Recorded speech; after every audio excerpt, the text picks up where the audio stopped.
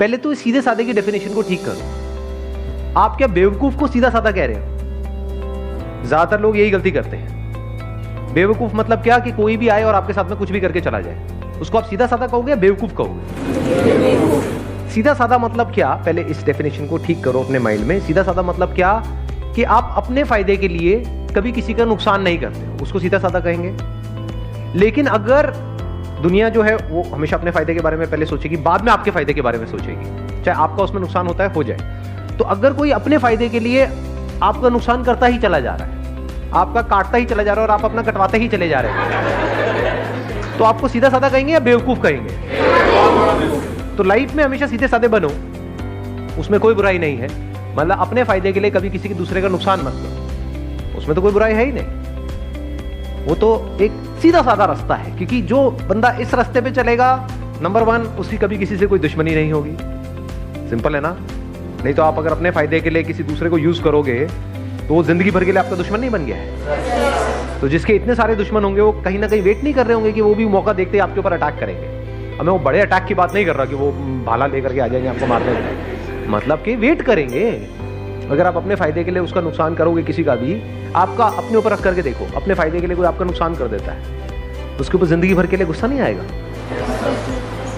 तो उसके कितने दुश्मन हो जाएंगे? सोचो, एक के साथ ऐसा करेगा, 2 के साथ करेगा, 3 के साथ करेगा, उसके बाद उसको पता ही नहीं लगेगा कि मैं कर क्या रहा हूं, उसकी आदत बन जाएगी, तो बंदा करप्ट हो गया अंदर से। तो मरते दम तक डर में ही जिएगा। लॉ एंड ऑर्डर का डर, उसके अलावा लोगों का डर, ऊपर से अंदर से कहीं ना कहीं रिग्रेट। क्योंकि जरूरी नहीं है आप जिस लेवल तक सोच करके किसी का गलत कर रहे हो उसी लेवल तक होता है, कई बार उससे बहुत ज्यादा हो जाता है। आप समझ गए मेरी बात? आप सोच रहे हो कि हाँ मेरे ये करने से सिर्फ इतना ही होगा, लेकिन बाद में आपको पता लगा सिर्फ इतना ही नहीं हुआ, उसकी वजह से ये भी हो, तो जिंदगी भर के लिए अंदर रिग्रेट्स आ जाएंगी कई तरह की। तो आप जियोगे क्या? ऊपर से आपको ये सब करके थोड़ी बहुत सक्सेस मिल भी गई और अंदर से डर में जी रहे हो, अंदर से स्ट्रेस में जी रहे हो, तो ऐसी लाइफ किस काम की? सब बेकार हो गया ना। तो अब पॉइंट ये है यहां पे समझने वाला कि लाइफ में सीधा साधा बनो। सीधा साधा मतलब बिल्कुल सीधा साधा रास्ता पकड़ो, टेढ़े मेढ़े रास्तों के चक्करों में मत पड़ो। लाइफ में सीधा साधा बनो, लेकिन बेवकूफ मत बनो। आप ये कह सकते हो बेवकूफों का सबसे पहले कटता है, क्योंकि जब भी कोई कोटेशन होती है उसको एज इट इज नहीं देखना होता है, समझना होता है उसके पीछे का मीनिंग क्या है। तो मैं आपको मीनिंग एक्सप्लेन कर रहा हूं। चाणक्य जिन्होंने ये बात कही, क्या वो सीधे साधे नहीं थे? क्या वो अपने फायदे के लिए औरों को नुकसान करते थे?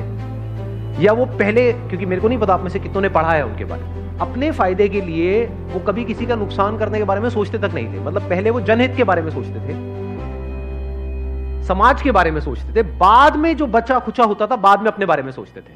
चाहते तो महलों में रह सकते थे, लेकिन एक छोटी सी झोपड़ी में रहते थे। इससे क्या समझ आ रहा है कि वो सेल्फिश तो बिल्कुल भी नहीं थे, लेकिन बेवकूफ नहीं थे, फॉर श्योर हाईली इंटेलिजेंट, समझदार थे। तो समझदार बनो, समझदारी प्लस सीधे साधे।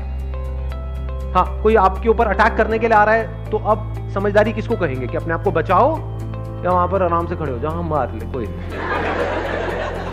समझदारी किसको कहोगे? कि अपने आप को बचाओ। अब वहां से भागना है या उससे लड़ना है या सही टाइम का वेट करना है उससे लड़ने के लिए, इसको समझदारी कहते हैं। बेवकूफी किसको कहेंगे? कोई आ रहा है, मान लो शेर आ रहा है आपको सामने से खाने के लिए, कोई नहीं खा ले, मैं तो पैदा इसीलिए गया, मुझे कहा था कि लाइफ में ना कभी किसी का बुरा नहीं करना है, आई कांट हार्म यू शेर।